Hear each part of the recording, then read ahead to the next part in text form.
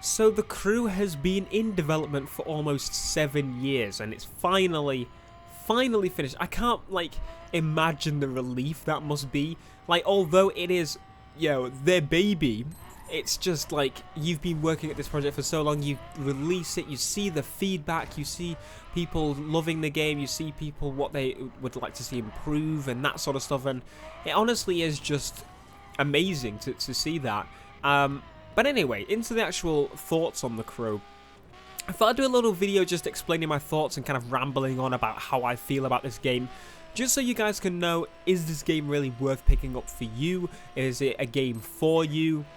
Is it a game designed for someone that's not you? That sort of thing. So let's get into it. Now, if you are looking for a simulation, hardcore Gran Turismo game, this is not the place to be. If you're looking for a game that is arcade, fun, and not too arcade in the sense that you're going to drift around every corner, then this is the game for you. Because seriously, this game is just...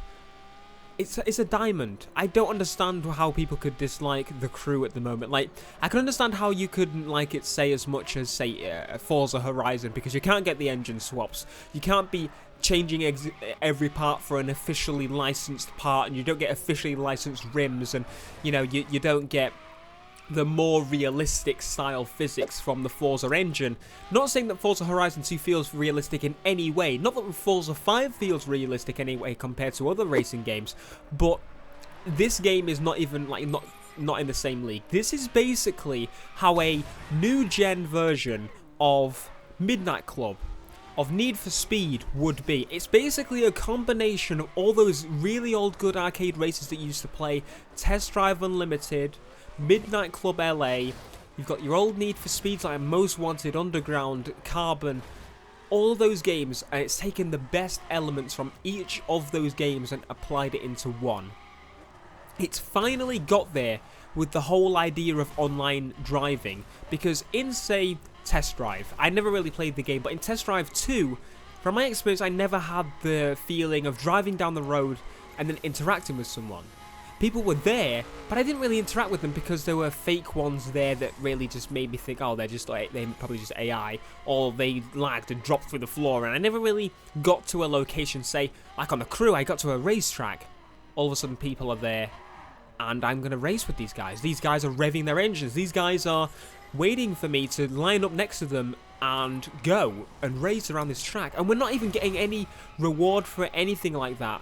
But we do it for hours, and it's so much fun.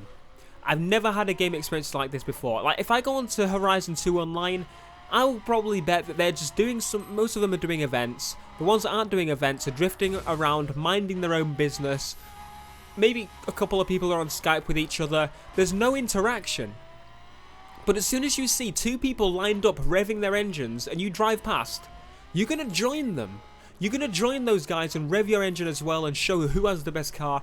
Your car is going to be completely different because of the amount of customization, the size of the map, it's going to be very varied. I went to the Salt Flats and people spawned with me yesterday. We just drove around. It was a lot of damn fun. With my friend, I'm doing faction missions. We're doing our best to get the best in our faction.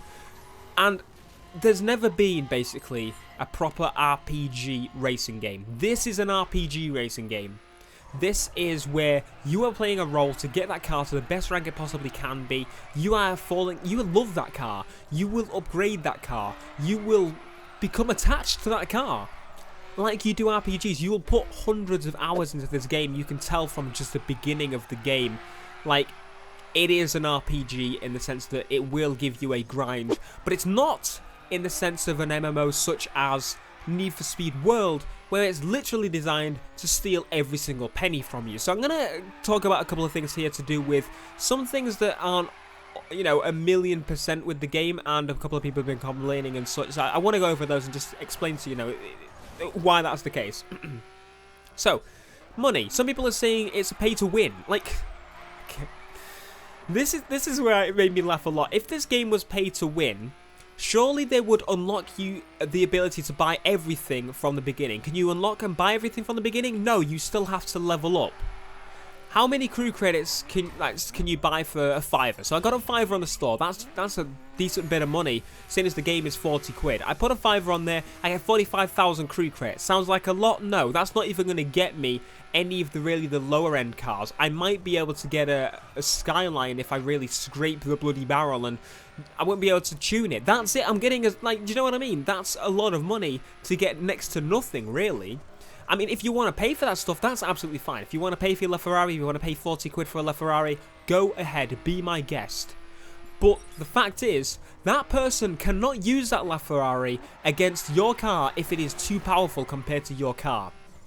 Each spec kind of limits itself in speed, so some cars you'll find go faster in stock than they do when you put them to performance, and that's because it's balancing. If you have a Ford Raptor, you can go as fast as my fully maxed out Lamborghini in the same spec. That's the whole idea. You are using that car and upgrading the parts and making that car you, your character, your player. And if this game was pay to win, they'd allow you to buy everything at once. But no, you've got to be a right level to buy a certain part. You can only buy meh parts. You can't buy the best parts. You have to unlock them like everybody else. If this is pay to win, I don't know what the hell Need for Speed World is. Because if I can afford to get a Lamborghini and SLS in one day, why is that an issue? Okay, exactly.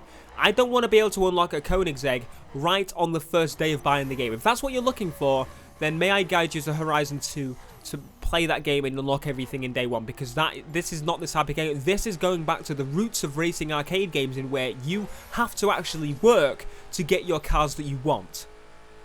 Anyway, moving on to the next part. There's some specs missing. Now, some spec cars don't have circuit spec you saw in the trailer, and my only guess to that is that they've said in the season pass they're going to add 24 new specs to the game for the cars that are already existent, so there's an answer to part of your question. Why aren't they here at launch when we saw them in trailers?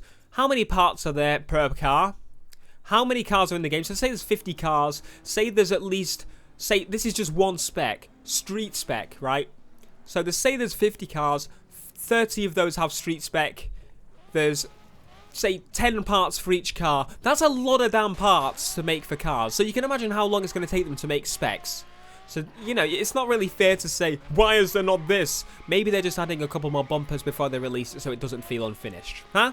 Exactly. I think it's better than saying, here's circuit spec for this car, and you can't customize it at all in any way because none of the liveries fit this car yet. We haven't mapped them around this car, that sort of thing. It's just not fair to say that. But I've gone a little bit off topic here.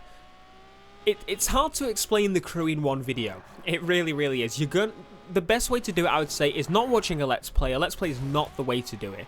Watching someone that lays out videos in...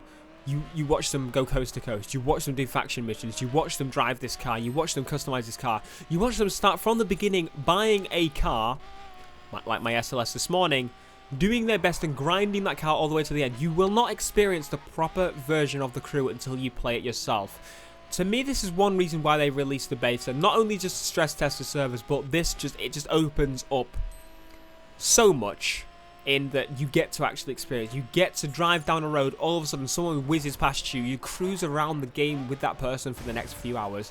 This is how racing games should be. This literally sets the standard for racing games that I want to see. It's not gonna, because it's too bloody good and extensive to have the exact same feel reproduced in another game. Fergus has worked on so many games in his life, and he couldn't even get the vision right with his first test drive game. But with the crew, he's got it spot on.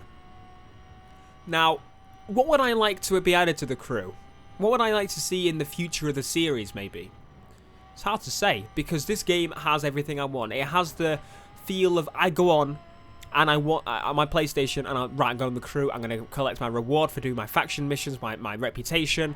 I'm going to go on the crew and do some faction events to get as much money as I can, set the new faction events to get as much money as I can, upgrade my cars, get this new car that I've been wanting for the past couple of days, buy the car, upgrade the car, work to upgrade that car, use the extra money I've got to visually customize that car. It just goes on and on and on and on and on and on and on. And it's a cycle, and they're going to add cars, they're going to add content. This is how a racing game should be in the 21st century, honestly. Like, in the next generation, should I say. This is how a racing game should be. It should be the crew.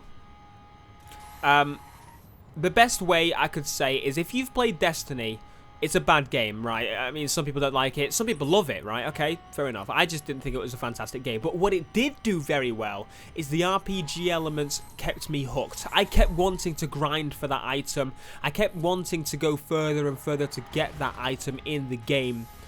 And the crew does just that, but with your favourite car. And you're still... if you do, what you can do as well is, if you want to, ignore all that and just get your favourite car that you bought and go drifting down a mountain. The crew does everything I would want in a racing game, and I can't thank Ivory enough for that. So hopefully this video made you understand the crew a little bit more. If it did, please drop a like, and I will see you in the next one, guys. Let me know your thoughts on the crew down below. Are you impressed? Are you okay with the game? Does it not really live up to your massive expectations? To me, they've got it spot on. Peace.